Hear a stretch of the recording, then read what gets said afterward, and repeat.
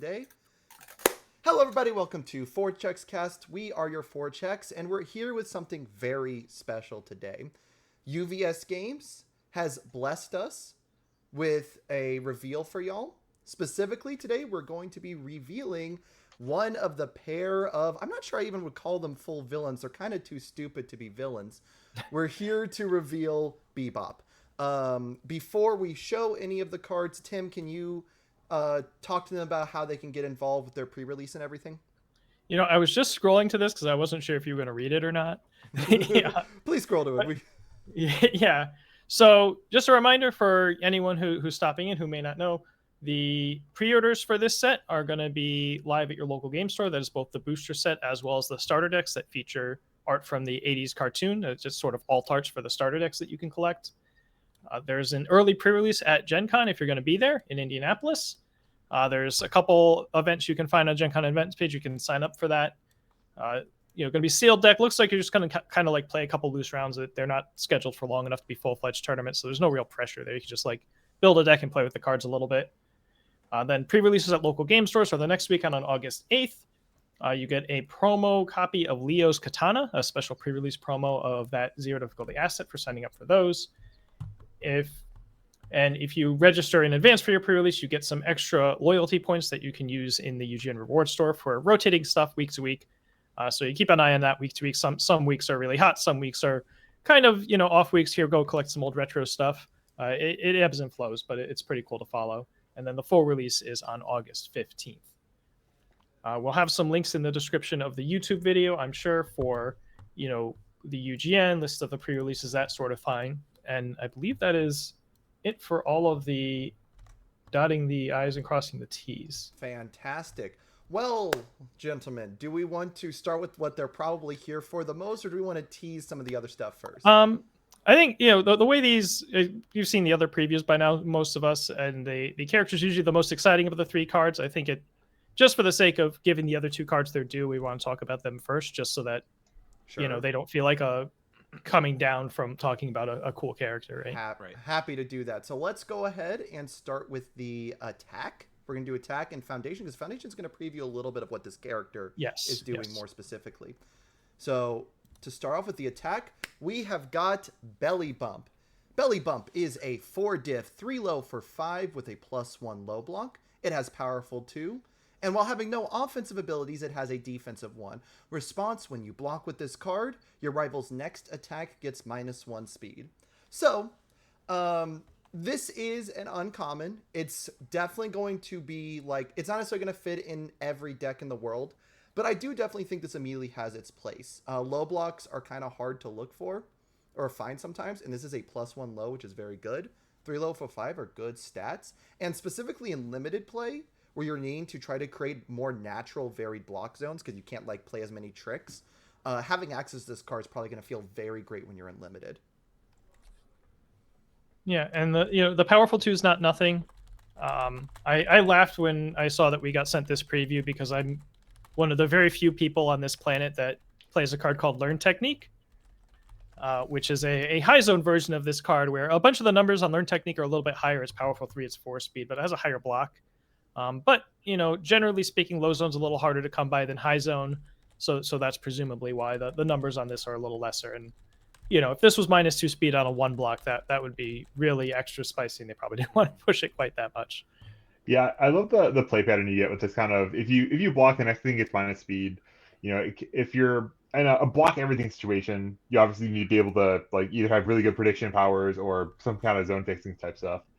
But then it's as good as its +0 block. But then you kind of have to commit to blocking the next things. If you block the lead with its attack, you probably just say, well, I'm just going to chill, or I'm going to play an attack I want to get blocked, or I'm completely different getting blocked, and then save the higher speed for later. And I love that kind of dialogue you get to have emerge out of the gameplay. Absolutely. Will, do you have any additional thoughts before we move on? I mean, aside from just piggybacking on what Tim said, low block is very good real estate. They never hold the low block. Absolutely. If this low attack, it's gonna hit. Yeah, if this is your only low attack and it's powerful too, and they're just not gonna think about it very hard, and then you have 2 momentum. Here's 9. Absolutely. Yeah, powerful means this is a low attack that can hurt me. Well, let's go and talk a little bit about our foundation. See, our foundation is going to preview a little bit of what our character's wanting to do. This is Heavy Feet. Heavy Feet is a 2 diff with a +3 mid block and a 5 check. It has Enhance. If you have 3 or more cards in your card pool, this attack gets +1 or -1 damage. And it has a little additional flavor text. It's hard finding fresh kicks in a size 25, which I do like that little flavor text addition. I think if we got more flavor text on cards, I would love it. I always love when we get those little ones. But talking about this card for a little bit, obviously it's going to wind up feeling useful in our character. But I think there's a lot of characters that stuff their card pool in different ways, both offensively and defensively. And I think being able to say, like, if you know you're going to consistently on either direction put 3 cards in your card pool, having just free stats is a pretty good place to be in.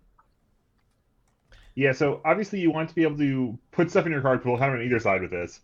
If you're just attacking, +1 damage once you're 3 attacks deep in your string and you aren't clearing your card pool, that'll happen most turns where you're seriously attacking someone, but it's relatively late in the string before you start getting the pumps. That's a little bit awkward. But if you can have this online from the first tech, obviously, now it's just a great 2/5, just +1 to everything. And then similarly defensively, I think it's uncommon to block 3 times, but if you're doing something else to fill up your card pool, I mean, Tim, you love enhanced -1 damage, right?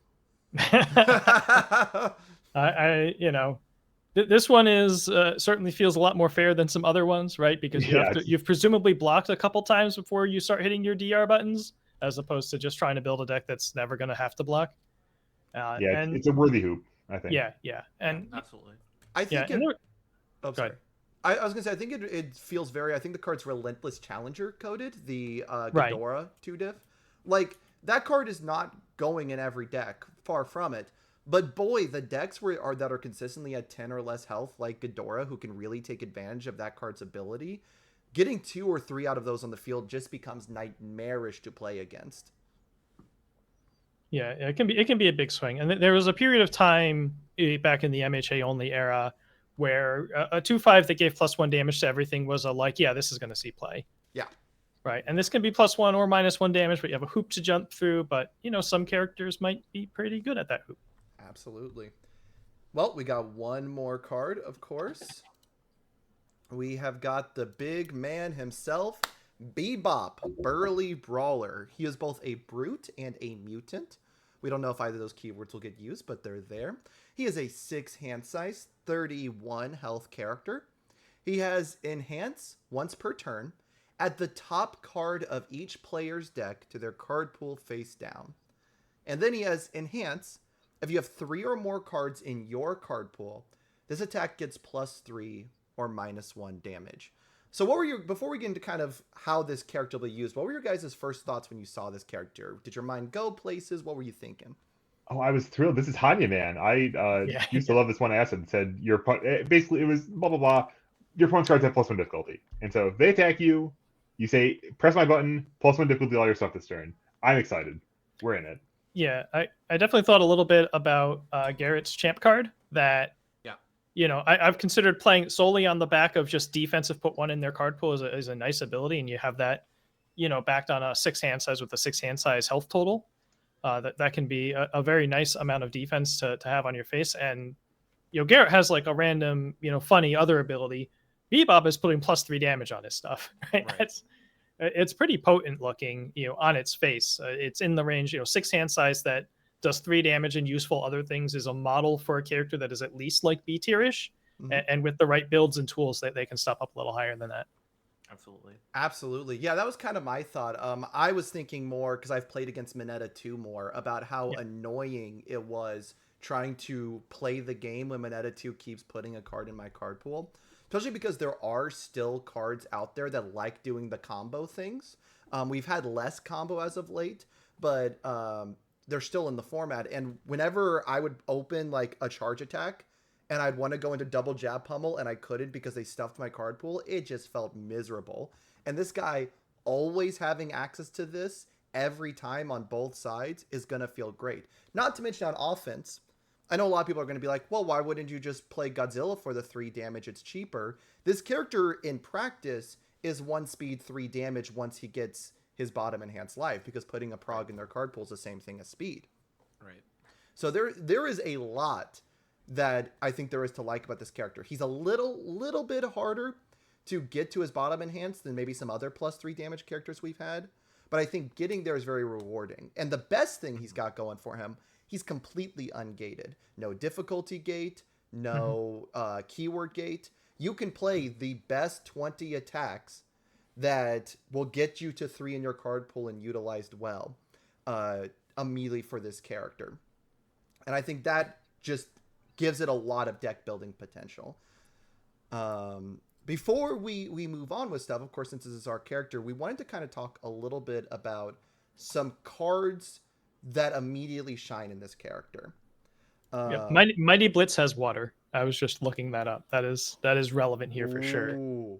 I'll pull that one up in just a second because I don't have it loaded yet. Yeah, I do have one that I want to talk about from our game. You'll remember Rocksteady and Bebop are close together, are friends, almost brothers, and it's clear they're going to be like a game because we already have seen a Rocksteady card in the game design teaser that clearly goes with this character.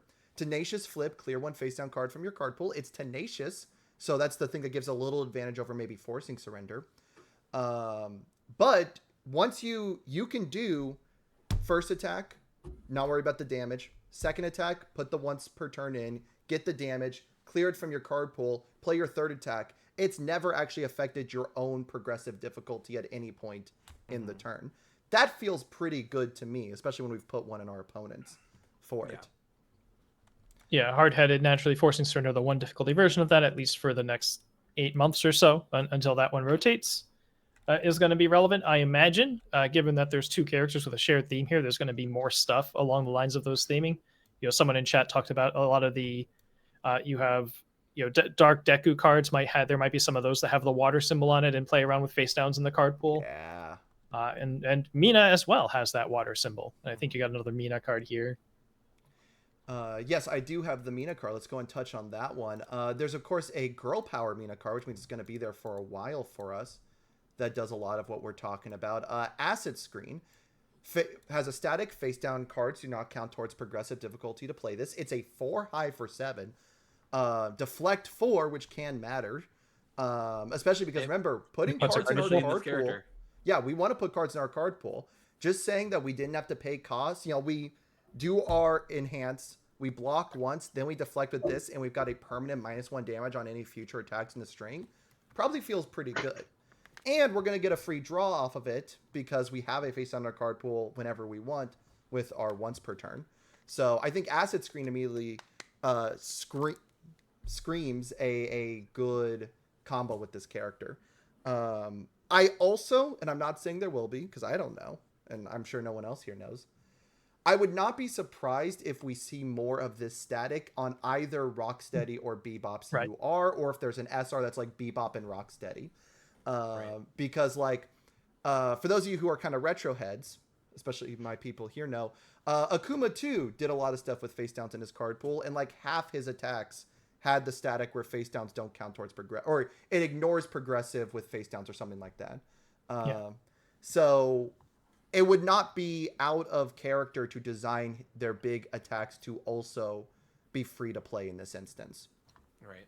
Yeah, and there might be, we'll see. There's obviously a lot more cards to reveal, but there could be a thing going on where Bebop is putting face down cards in your card pool and Rocksteady is spending them from your card pool or getting rid of them for different things. And so when you mix one character's cards with the other character, you get benefits. Maybe that's the kind of thing they're going for here.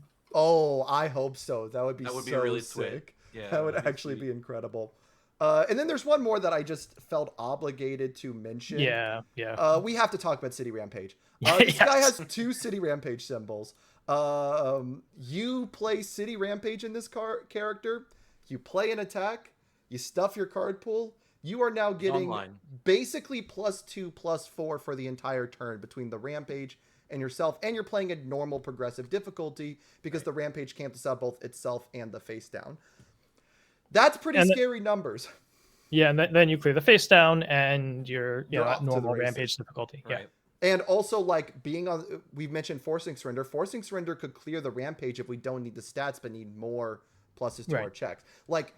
There is definitely a world where this is one of the few characters I look at and go, 6 hand-size city rampage makes a lot of sense. Yeah, and if you're building that deck, you can say, all right, if whatever's that final matchup where like they're walling me out or whatever, if I try to do that, here's the Godzilla in my sideboard. Come right here in the main deck, swap him in, and everything still works, right? Absolutely. I was very happy to get this character. I think this character is cool. I think he is going to be a deck builder's dream because he's so open in how he does it. It's really about how do we reach our condition, less we are restricted with what we can play. I also think there's probably going to be obviously his own kit, but this character is probably going to play very well with schemes. Now, if you read the design article, it says most schemes are on evil, and Bebop has earth and water. But that most makes me think that there is a very good chance that there'll be at least one scheme that works with this character. Maybe one specifically that plays with Bebop and Rocksteady's gimmick. Right. And if there is, I'm excited. I think that that's going to be really cool. Yeah, and one thing I like about this design a lot is that it's really just kind of playing with a bunch of like kind of fundamental units of the game, right? Like, we talk about like, Ruin or Outwit or something, or maybe going to be relatively less supported. We expect in future sets. People they're still going to print cards that go in the card pool, right? And there's some simple identity stuff like we see like Water is getting like things that flip in the card pool over multiple different sort of iterations and play around the card pool like that. This guy's not going to be like a dead end in the next 2 years, 3 years when he's legal, right? In 2027, he might pop up on the metagame again when there's really, really big payoff for having face signs in your card pool. Actually, that reminds me, one of my favorite Deku cards that I didn't think of until I started. I was halfway through the sentence. Was Feelings of Friendship, I think, or there's a card something like that. That's you can tenacious sacrifice to give +2 to your next check only if you have a face on your card pool. And this guy 100% of the time is going to have that online. True. And that card's really sweet, and I'm excited that we're going to have a character that enables that consistently and really wants that +2 to my check, and just gets to play with that. Absolutely. Yeah, I'm happy. I'm going to pull him up one more time on screen for anyone who wants to take a final look at him. But this is the first character of the ones I've seen where I looked at and went, I will probably design a version of this deck for locals, maybe for a regional if I figure out that brew that makes it work. And that's where you want a character to be. To me, like, a character's success is if people are sitting down and wanting to build decks with the character. And I definitely want to build stuff with this character. So right. I am beyond thrilled. He's ungated, but he has a thing that you're hooking into, right? Yeah. It's not just like, oh, here's a character gives a pile of stats. Like, I don't know, put whatever in the deck. There's things you're trying to deal with and address and goals you're trying to reach here. But it's not a restriction so much as a like, all right, here's how your deck's going to look different from other decks. He is the epitome of like a mini game character. He has a little mini game he's trying to play to get 3 in the pool. Once he's got that, he gets to do whatever he wants with his abilities. And that's cool. Yeah. So that is what our reveals are, but please stick around because we are going to be talking a little bit about the design of where TMNT has been at so far, kind of where we feel like it's going to go, and maybe some of the broader implications for universes. Specifically, I know Broberg, you've had some thoughts about what people have been saying about the characters, so let's kind of jump into it. And I'm going to go ahead and put down Bebop and put down the cards we have up. Broberg. Yeah, I mean, I think broadly, I think my sense is that folks are jumping to conclusions a lot, and that is troubling to me. Like, we don't have all the set, and I mean, some of this is gonna be like it's just stock phrases. I realize. Like, how good is a character when you've seen 3 of their cards? What's the surface level analysis of these things, and what's the good in saying, oh, this reads poorly to me with 1 card revealed? Maybe he has a big piece coming down the line, or maybe he doesn't, and he's just going to be a weak character until something happens for him. I'm speaking in generalities, trying not to call out anyone else. Just trying to be too nice. Yeah, we're past the talking about Bebop cities. Let's kind of be more frank with our opinions on it, just a little bit, or maybe more direct. Here's my question for you. If they did not have things that made them like broke them wide open, which can always exist for a character. Like you can print a custom card that makes almost any character in the game viable. Yeah. What if Raphael has a 2 difficulty full cowling like original secret rare, right? And it would be like, yeah, he's obviously nuts. Let's assume that their URs and SRs are at the level of design or level of power that would keep these characters the same as we think of them now. How are you feeling about the power level of these characters? And this is kind of a question for everyone, but I know Broberg had specific thoughts on it. Tim, I feel good. Yeah. I like it. I mean, I think this is almost like on the tip of my tongue with just the Bebop here. To if we think of what's the appropriate level of power level of character, we think in those terms. Like, what power level do I want my cards to be at? Do I want them to be kind of enforcing their will on every game and forcing the players to respond to them and to metagame around them to even have a chance of fighting them? Or do I want it to be kind of, you can build your deck in a certain way that if you jump through these hoops, rewards you with a pretty sizable advantage that you could imagine being overcome by normal stuff. And I feel like Bebop's kind of in that, like, you can imagine overcoming Bebop just straightforward, just face plan into him, you don't have to metagame against him, where, like, let's say Godzilla pretty much is going to beat you if you don't know what he does before you sit down. Sure. Yeah, and, obviously, there's a lot of talk about how there's a power differential from set to set and from release to release the past couple of years, and just you're paying attention and like seeing some interviews and things like that. You know that it each set ever since Dark Tournament or Girl Power somewhere in there, it seems like the way of things that sets get given to lead designers and there may be a second person working on the set, and that's going to kind of dictate a lot about the set in terms of the power levels, in terms of how it's using attuned symbols, in terms of how tightly it's trying to have character kits or not, or that sort of thing. And so, as a result of that, we have some sets by one designer that have a lot of like push the envelope cards and a lot of here's big raw stats cards. And, I was happy when I saw the design teaser for Turtles and it was from Matt Smith. Because Matt Smith has done the Star Trek Challengers, which is, one of my favorite releases to date, in terms of, because there's a lot of stuff like this. It's characters and cards that are interesting, they're neat, they're going to, give you something to chew on when you're trying to build decks around them, but they're not trying to be like overwhelmingly, this is going to be a spike card that's going to dominate tournaments, kind of, we're really pushing this to make sure that this set sells kind of thing. And maybe we'll see more of that when we get to like Ultra Rares and Secret Rares. Maybe there's going to be some stuff that's kind of pushed.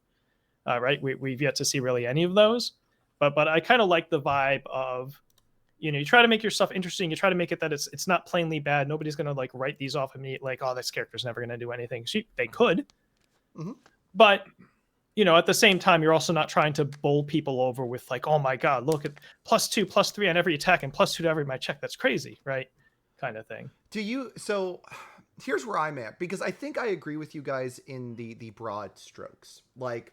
In terms of if these characters were the design of every character in the game, I would be thrilled. Because I think like all of these characters have very interesting play lines. Maybe Raph is the one I'm the least sure of until I see more of his kit. Because I think +4 is just not enough of a payoff. But every other character that we've seen, I go, oh, if this character was topping tournaments, that would be incredibly fun and cool. Right. So I guess my question is, your comments about like liking where this design is that in a vacuum? Like if every set was like this, you would like it? Or is that you're thinking in the context of our metagame, this is good design? Both. Because at the end of the day, if I think that this is a good design, then the only way we're going to get there is to say this is what we're doing. Right. I remember there were conversations before AOT3, right? We had the Star Trek, we had Soul Leveling, we had Critical. We were like, is this the new power level? So this is what they want to go with from 2025 forward. And if we do, that'll be really happy. And like, yeah, we'll have these outliers from Godzilla or whatever, but we'll work through that. If something's really too good of a band, some of this new stuff will matter and it'll get in there. And, that kind of hit a speed bump with AOT3 having a number of relatively push cards. And that's not the entire set, right? It's a handful of cards, a handful of characters, that kind of thing. And that kind of like reset people like, oh no, this is where we are at power level wise. But like if we had this set and then, the Street Fighter decks are kind of around this power level, give or take. Some of the characters, Jamie's a little pushed arguably. But if just like before, if this is like a future way of the world and they keep doing it, then it's going to take time. But we'll get to the kinds of places we're thinking of.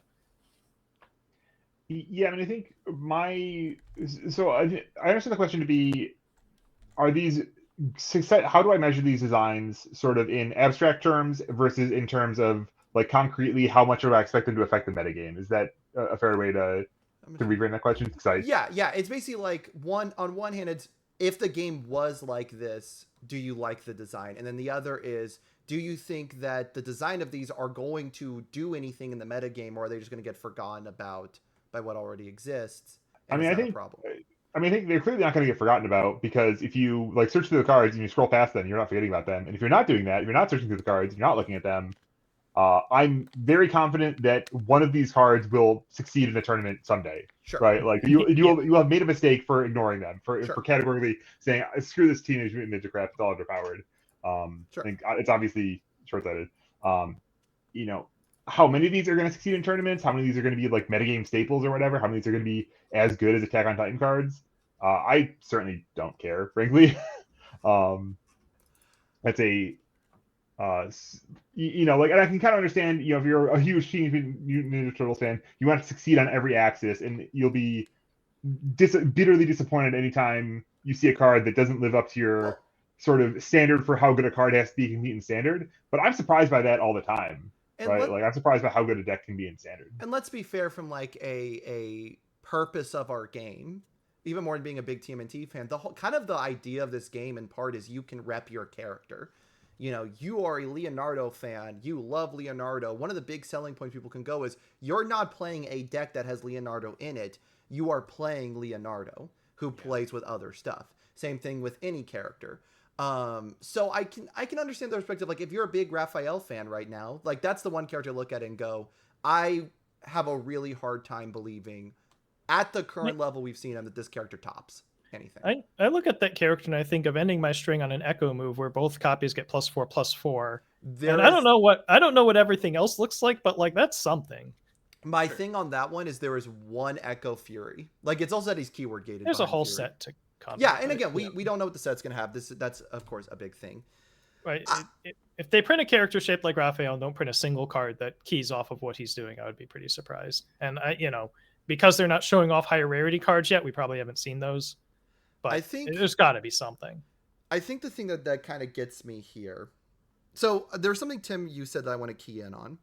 You said, like, people were like, oh, we saw the power level of Critical Role and everything like that, and it was a little lower power than AOT.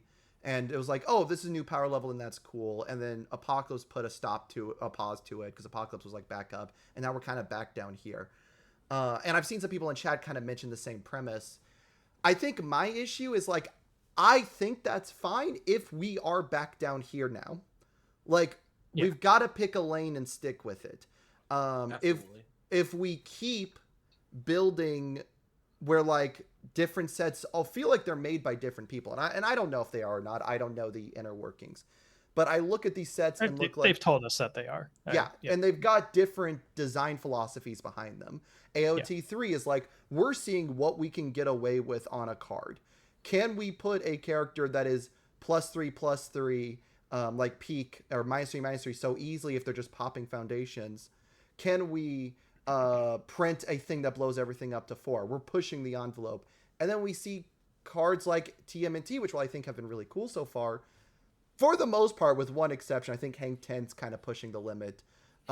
Every other card I've seen is like, feels like it's playing it really safe. And that's where I'm like, I agree. I like TMNT's design. I think if I had a game that was TMNT, I would love it. I am worried that we'll go back to AOT power level and the cool characters in TMNT will get lost to time. Like, I understand that people should still look at them when they scroll and stuff, but in practice. Most games of UVS are played at locals. Sure. And most locals have shiny new card energy. Mm-hmm. So, most of your games are going to be played in situations where a lot of people are playing turtle characters for the sake of playing turtle characters, and it's going to define how those locals play out for a few months. Sure. Absolutely. And in this set, that's a good thing, right? In some other sets that are a little higher power level, and you have to deal with, like, the one guy that brought the Bear Tolt 2 this week, maybe that's a little bit different.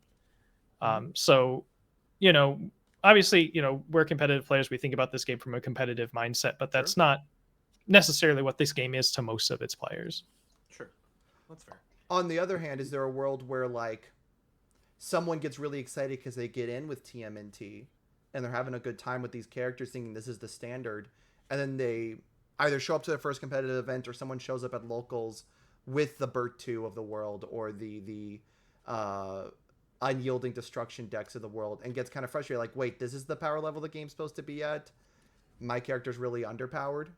Yeah, I mean, I think when there's one good deck, actually, I think that this is an interesting, kind of this type of situation of we have a beginning player who is playing an underpowered deck. It's actually much less painful when the metagame sucks and you have a good deck and you're like, well, okay, I'm gonna put like, say good deck is like 20 cards that are anti-Rodan technology, and then like my normal game plan and then some spam foundations, then we're good to go. It's actually like the worst thing is actually when the metagame's good and they show up with their bad deck and they lose to 4 different decks that are all just much better than theirs. And even like they get some help and the help kind of says, well, play a better deck. That's what sucks. Because you can't metagame against like Dark Deku and Ymir and Ghidorah and Godzilla at the same time without being a very player. I prefer the term open rather than good because I think you can have a lot of decks be viable at once and the format still suck. But besides that, yeah, sure. Like I think good and bad can be overrated. Yeah, and I get what you're saying. Like, up and down. Yeah. When it's an open metagame, it becomes really hard for rogue decks to like target and survive. I mean, like in a closed metagame, you like don't have the option to play those decks because it's a closed metagame. Your options aren't even there, right? Like, yeah, and I would posit that the new players sticking to their favorite character, even if all the sets were equal power level, the top end metagame is still going to be defined by like the 2 outliers per set. And you know, just because in this case maybe there's 3 outliers from this set and only 1 outlier from this other set or whatever, that's not really going to change the core dynamic. What if their favorite character is the outlier of TMNT? Then they're good, right? Right. Yeah, and actually I think there's a framing to this. So I want to try not to waste too much time in saying I object. Like I think counterfactuals are goofy, and like if XYZ like future casting is goofy, silly. Sure. I don't like it. And also like I think we're kind of assigning importance to like competitive results for people who are explicitly saying are beginners and whatever. Like I think Raphael's a super successful design if someone shows up to locals and pops the hell off the one time they like blind flip on the forum play the top part of your deck if it's an attack. Yeah, like they pitch their hand and say, all right, next one's got to be a good one. Flip. Oh my God, an attack! Ah! Right? Like, it doesn't have to be good. They have to win one game at locals, but if it's an exciting moment when they do, that's incredible. That's success. That's like all we need. And I think maybe it's even the ultimate of like what I see in that character is I see it being exciting. I see it telling a story. I can imagine connecting with someone. Right. And in that way, it's like much more successful than every like Dark Deku like one-shot kill deck that does the same thing and isn't inspiring at all. Sure. In many ways I agree with you. I think Raphael is an example that bothers me personally, just because the number 4 is not shiny enough to me. Because like we have Bebop doing 3 for much cheaper. I think if it was like 5 or 6 damage, then I would like be like, oh, okay, cool. Because that's like the thing with Deku. Right? Like Deku 1 back in the day, which is what a lot of people have compared this to. I always thought Deku 1 was such a win for flavor design. And obviously, like, he was semi-viable. Tam does well with him. I think 2nd place at a regional during Ojiro meta. But, like, for the most part, I like that character because it was, oh, you get to pop off when you add plus 10 damage to something. That feels insanely sick when you actually found the line where you got to win off of that. Sure. Raph bothers me because I just look at 4 and I go, 4's not a lot more than what we do. This won't be the first or last time they print a card and the competitive players look at it and say, like, if that number was 1 different. Yeah. That happens all the time. And this could even be, you know, there really is a lot of support in the set and the playtesters decided that like 5 or 6 or whatever it was dangerous. And they knocked it down to 4. And maybe they didn't ultimately need to, and we can argue about that or whatever, but sure. Raphael's a big see the set character for sure. Yeah. Yeah, and like all of his kit is like counting attacks in your card pool, and so like you don't like Deku is all of Deku's cards say, hey, this is your one punch for the turn, right? You can pitch your grip on your one punch because you're going to win the game with your one punch, or else you're going to be wide open. This is the opposite of that, right? And this is not once per turn. I just like discarding my hand with 0 cards. Like that sounds, I love that. Like, right? Like, Sure. Although I do think that's a thing that needs to get explained to a lot of newer players. I will say that. I don't think a new player would necessarily immediately realize that if you have 0 cards, you can still discard your entire hand. Yeah, it's such a free aha moment. Like it's so good. It's designed so good. I love the difference there. See, that shows the difference how we think. Because I'm a glass half empty. I go, man, that's gonna be really frustrating when a new player doesn't realize that they can do that with 0 cards, and you're like, no, that's a sick aha moment when they realize. Very different in how we think about it. I think it's yeah, because I'm not a hater. Well, there are different versions of aha moments, right? There's the ones where like you discover something positive that you can do, and then there's ones where like you play through a whole turn imagining the game works this way, and then suddenly the opponent does some arcane interaction on you. And this isn't really going to be like that, presumably. It much more often somebody's going to tell the new Raphael player, like, hey, you can just, Yeah, it's not as bad as Devil Jin, where like I had to spend a long time understanding how Devil Jin actually worked.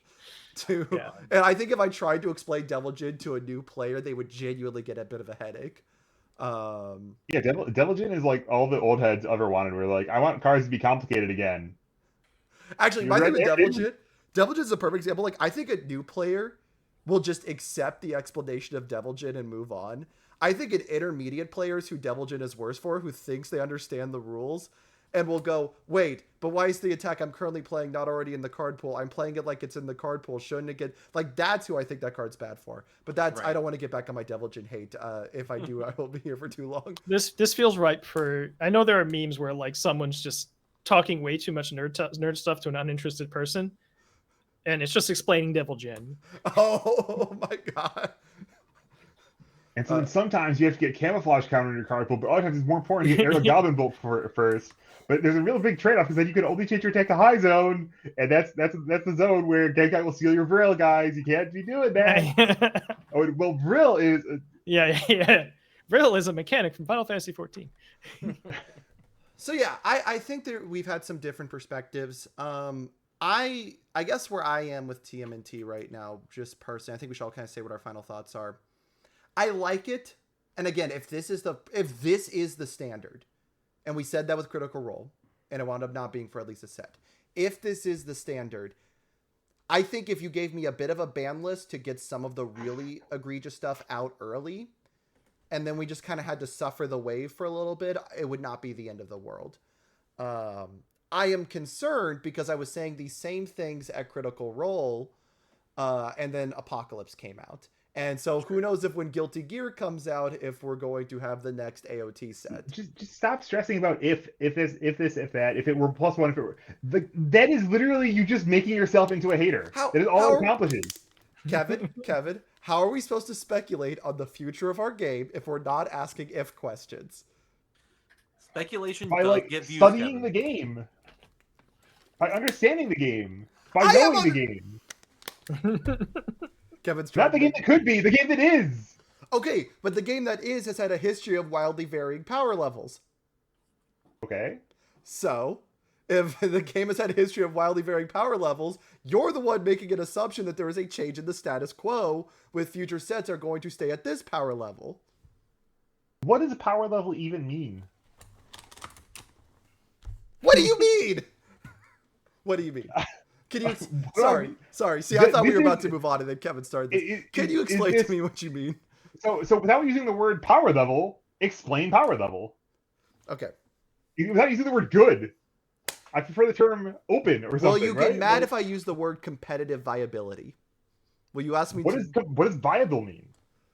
The ability of this deck, of this character, to top an event... We don't have decks like character. We don't have decks. We have we have a tiny... Kevin, you are being the most pedantic you could possibly be at this point. You're asking unanswerable questions, and I'm saying study the game as it is, and you're saying no. What if it was 5? No, that's not what I'm saying. I'm saying if you study the game as is, we have seen certain sets disproportionately have characters top and succeed relative to other characters. That indicates relative to other sets. So is Elder Grow powerful? Huh? Is Elder Toguro powerful? Is Elder Toguro powerful? Like Yeah. that character specifically? Yeah. Yes. How many utilits does he have? I don't know the exact number. Yeah, but like not that many, right? It's like I know Wub tried, like and 3 Wub's or a really less. good player. He gets up with a ham sandwich a lot of times. Hey, but Wub did get top 16, didn't he? We have said before on this channel that 9 to 16 matters. Hold on. It matters. But you said tops. That's your line. Going X2 in a tournament isn't worth shit compared to going X1. Like, you have one bad match for the room, that's fine. But if you go X2, like, you're a jobber, right? If you go X2, you're a jobber. Can someone clip that for me? I need Broberg quoted saying, if you go X2, you're a jobber. So I'm helping you understand what power level means, what your own terms mean, because you can't define them because you say competitively viable and wave your hands. Okay, no. You're trying to obfuscate the information to avoid any sort of discussion happening. We know, if you look at the data, that there are characters with more consistently successful rates played by the same people. Are you telling me all characters are equal in power? Is that the argument you're making right now? That's bizarre. No, of course not. I'm asking you to unpack your things in like comprehensible, like legible pieces. Because you're waving your hands and saying, "Oh, it's too big. It's too like." What are we even talking about? Is the question I'm asking. And you're saying, "Well, clearly we're talking about something. Power level must exist." And yeah, sure. Okay. Like Deku is better. Like Elder Toguro is better than Chu. Okay. But like, is Elder Toguro better than Tendi? Okay, so yeah, thank you for the pin. Well, I wanted to pin that myself. What's your favorite episode of Four Chess Cast, little Timmy?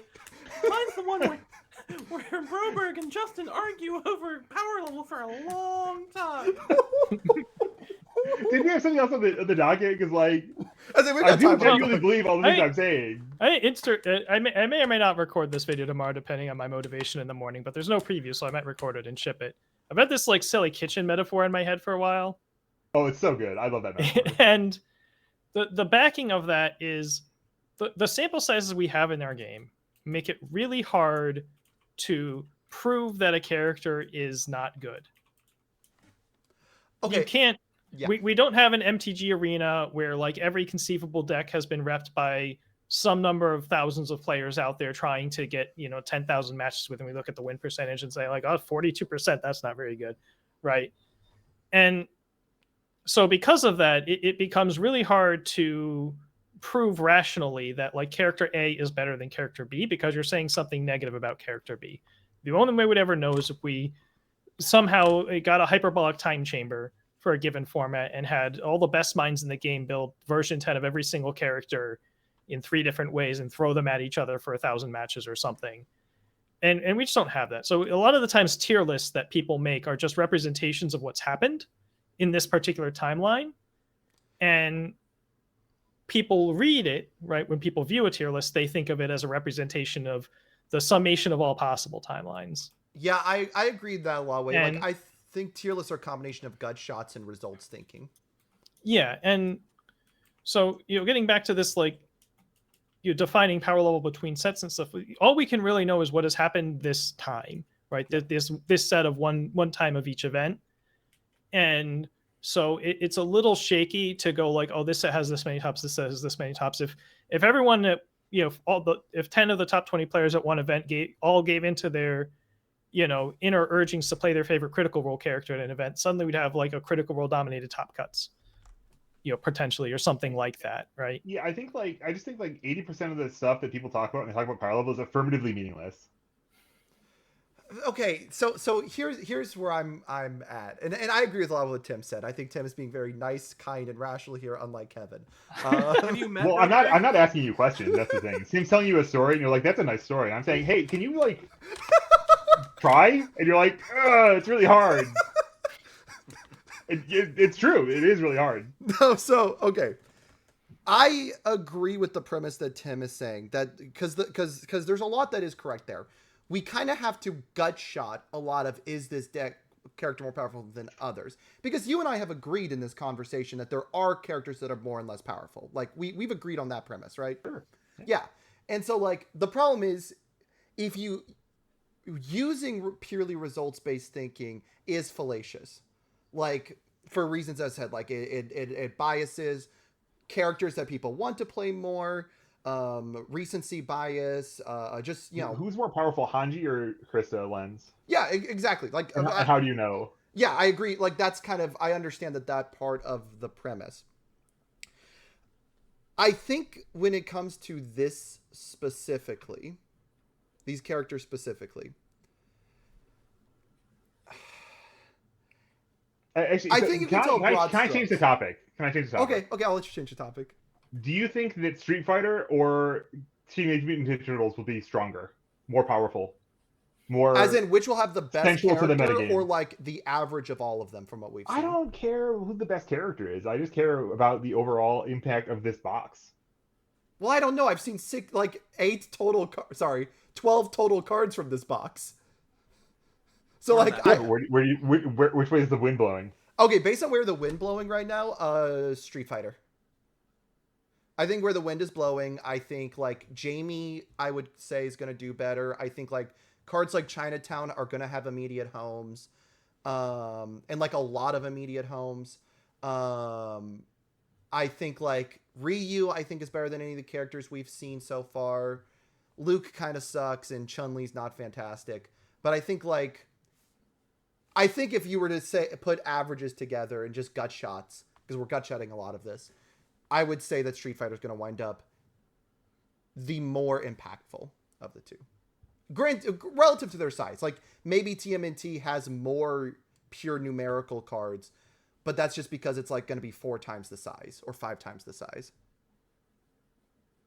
For sure, but that wasn't the question. Wait, what was the question? What did I miss? I think they're responding to the person in chat. Oh, okay. I was like, I thought I got the question here. Hold on. Yeah, because it was said in the chat that they think TMNT has more hype for player acquisition, and they're just responding. Oh, absolutely. Not the question. Yeah, absolutely. That's just not the question at hand. Yeah. But I think reversals are going to do a lot for the returning old heads, right? Like, no way they can, right? like people who are hot for reversals, there's got to be like 10 of them, right? Like they're going to come back. Yeah. Brief call to action. All of them. Yeah. Brief call to action for anybody who said they were quitting the game because of reversals. You better be buying that Street Fighter product, and you better be doing stuff with it, because you're it's not the reversal key. It's not the same. They're not really back. Oh yeah. They're not actually. Yeah. Like, I'm sorry. This is stronger than reversal. We can't have that. Hold on. I thought reversal was fair. That's why I wanted it back. I have had so many people say, I mean, you guys have seen it, like Shameless Corn stuff. They needed reversals back to care about the game. They're back, and they're cool. Like, Kakosho's fine. Like, it's interesting, but like the high block trick that also turns into a reversal is really cool. Is so sick. I appreciate the history of Shameless and a couple people that like only show up there. Mostly that's just a den of sadness right now. I wouldn't use it to represent too much of the community. It says something when I'm in the Let's Talk chord way more than the Shameless chord. Well, mostly says that people talk there more. That's true. Yeah. I can argue with people there more. I was about to say the LT UVS guys are a lot more talkative, especially with you. Yeah. It's always a cool day in Shameless when like Jeremy or Garrett show up or whatever. But most days are kind of just the same group of 6 mostly bitter old heads complaining about days gone by. But I do want, because we got about probably 10 minutes before we need to wrap it up. I want to return and kind of try to reach some resolution with Kevin. Okay, yeah. Try to be peaceful. What do you think power means? Try to be amicable. Can you render this in higher resolution than I feel like the AOT is better? Well, I want to ask you a question first. Okay. Yeah. Do you think Critical Role and AOT 3, by how you would use the terms, are the same levels of competitive viability? No, obviously not. How would you define the terms then? I want to see how you would define it.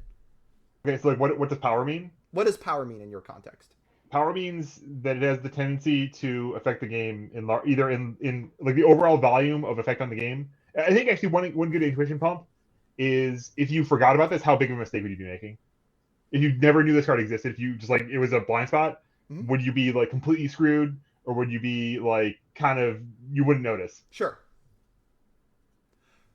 Do you think, from what we've seen of TMNT, there are really any cards besides maybe Hang 10, so one I maybe would put on that level, that you would be completely screwed if you don't know what they do?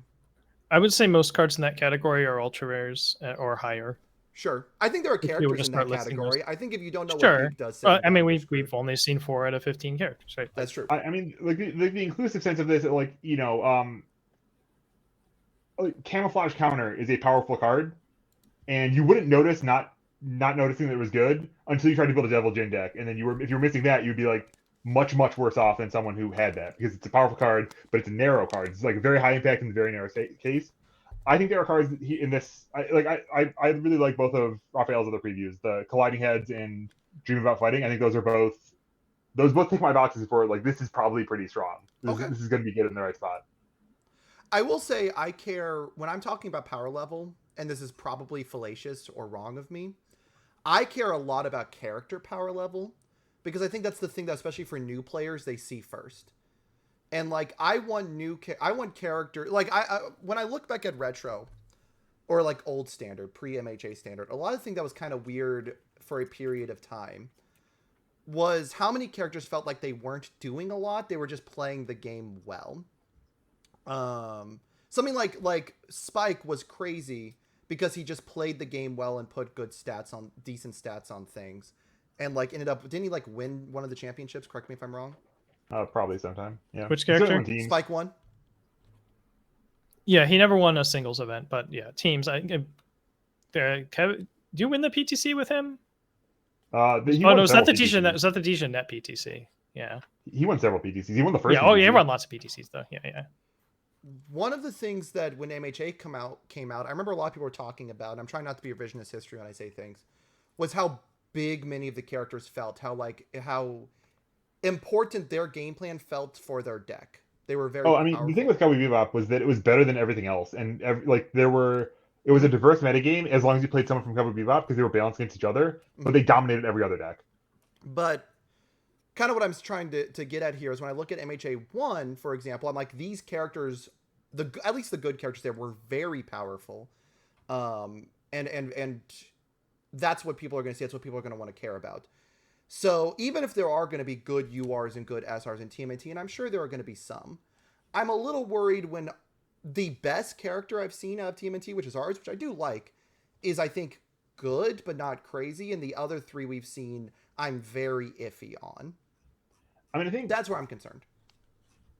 A big thing with power level, right, is that it's ultimately most conceptions of it are incredibly contextual, right? Sure. Like, is Hanji a powerful character? Moo. I don't know. It depends, right? Like, that isn't a question with an answer until you have, well, is 9 times legal or not? And then even with 9 times legal, well, how many devastating losses and how many violent animus shots are going to be in the metagame? And how many people are going to be looping their violent animus shots? Or are they going to be just kind of walking into it and dealing with it? Or all that other questions? And I can see where you can try to infer power level. You can try to talk about it meaningfully in this pure abstract sense of like, oh, well, 4 isn't a very big number, so it's not good, and so it's bad, and so it's low power. But that's kind of what I'm trying to interrogate when I ask you questions like, what does it mean? Right? Because like, tournament results don't matter to anyone except for people who are playing tournaments, and we get two of those a season, right? I actually liked your definition of power, like in terms of how much. Yeah, I'm full of great ideas. Kevin, you're so humble. I don't know how you handle being that humble all the time. I ask questions. That's how. It's really easy. I did like your definition quite a bit in terms of, and again, getting back to characters, I just look at it and go, if I sat across from one of these characters having never seen them, I would almost immediately be like, I think I can handle this character. Whereas if I sat across from Godzilla for the first time, I didn't know how to handle his first form, I'd be like, oh crap. If I sat across from Peak for the first time and didn't think about the cards Peak might be running, that advanced their gameplay, like had to call a judge to be like, what does anti-Titan artillery do? Yeah, I would be like, oh crap. So I think getting back to the original point. Yeah, I mean, I think the definition of power creep would be to continue trying to make sure that every single character you print is a no crap moment. Yeah. Like the game would get, like they kind of, and really you've said like 1 in 4 characters look like they might be good with the right support deck. That's par for the course. I mean, if you go set by set, even the powerful sets. I mean, Godzilla had 6 characters in like you know, two or three of them are big deals. So but that's a small group. But like you set by set and go like, all right, which of these characters became like real tournament presences after like the new card smell wore off? Yeah, and I observed that there are currently 214 characters in Standard. And you can only choose one character to enter a tournament with. So, like, you have to be 200 times better than base rate to get noticed by Senpai, right? By some Senpai out there. I mean, that's not exactly how the stats will work, but I get the premise. I guess for every one person, but you have more than 200 players. I guess I want to return to the original point, which is I like these characters. I like what they're doing. I like their power. But when I sit there and go, I don't think, oh crap, sitting across from these, and I see us printing characters where I do think that, you know, in AOT3 and things like that, I just, because there's a lot of things we can say. We can say maybe the bigger, better characters will show up, you know. I think like, that we know the question I want to ask you is it useful to believe Teenage Mutant Ninja Turtle is underpowered? Like, what does that help you accomplish in a goal in the world, right? I don't. It empowers you to complain about the format. Do you believe certainly. I go based? Do you mean believe like the future characters are underpowered, or like the current characters? Because I believe what I see. The current characters, I think, are underpowered, with maybe the exception of Bebop. I do think Bebop has like a lot of potential. If you mean future characters, dude, it's our job to speculate on some of this stuff. Like, not my job. Yeah. Kevin is attacking the concept of podcasting. No, listen. There's so much to say about the game. I don't need the hypothetical game. I don't even suck it. Kevin, dude, how bad am I at universes? I'm apparently one of the best players in the world. Kevin, when we were in our conversation and we said the two things we were going to do today were reveal our stuff and talk about what we're thinking of AOT's design, or sorry, TMNT's design, what did you think that conversation was going to be? That requires you to have read what we were discussing in advance. Hold on a second. That's hopeful. I believe he expressly said if we need to pad time, I can argue with Justin about power levels for at least half an hour. We're doing exactly we are, in fact, accomplishing our goal. Yeah. This is all according to plan. Yeah, nothing has actually been contrary to our plans. Where's my copy pasta? I caught a big one with this one, guys.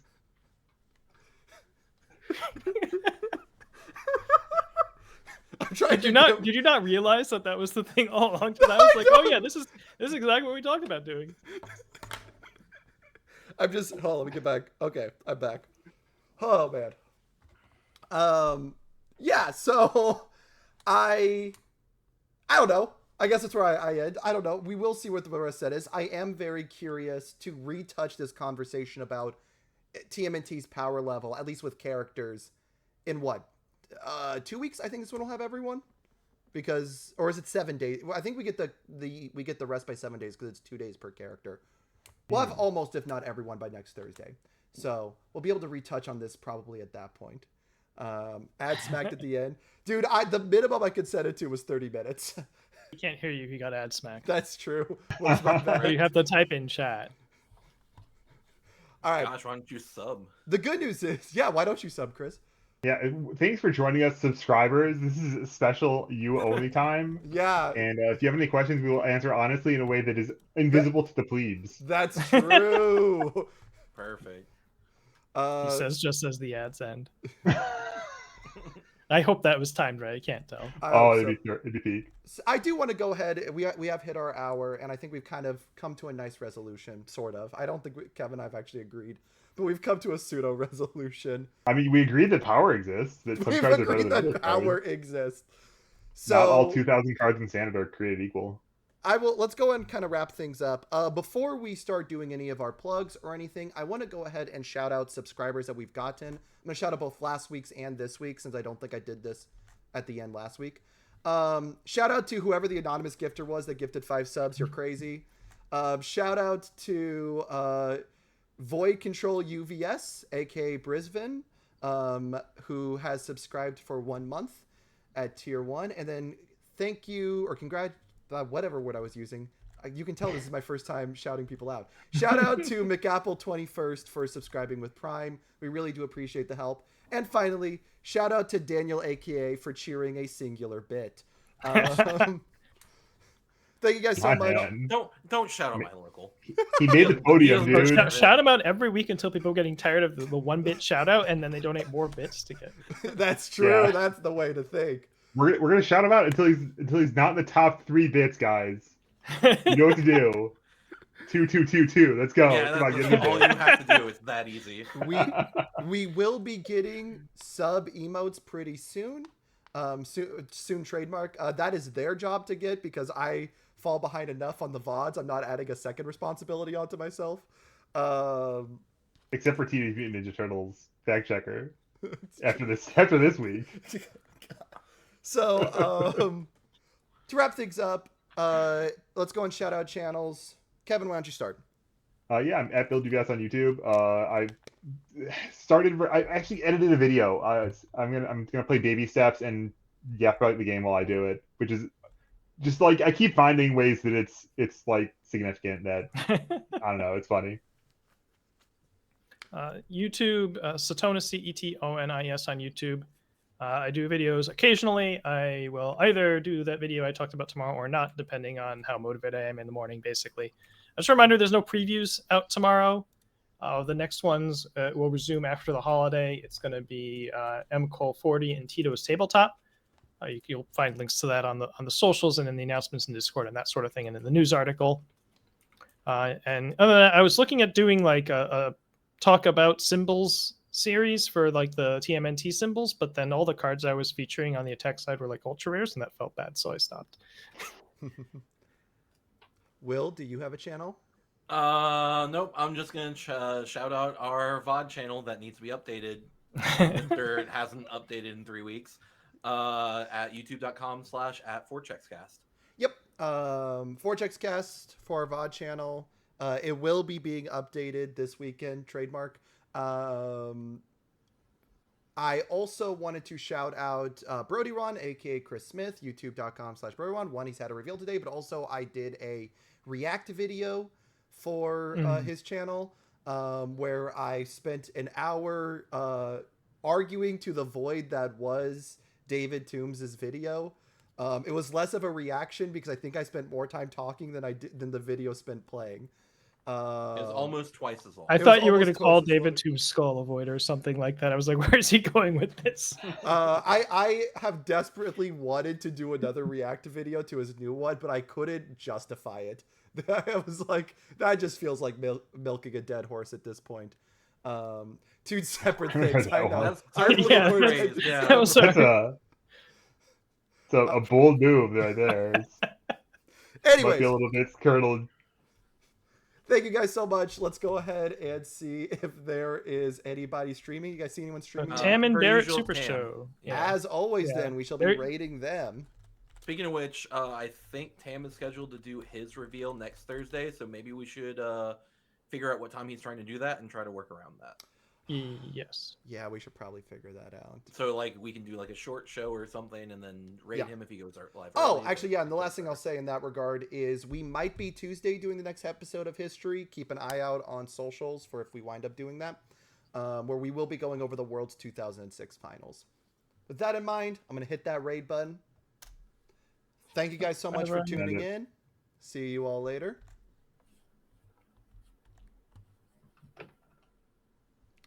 It's 3, 2, 1. Raid? See, raid, and then there's like a 10-second countdown kind of thing. Yeah, I know. You have to wait. All right, and then stop streaming. 3, 2.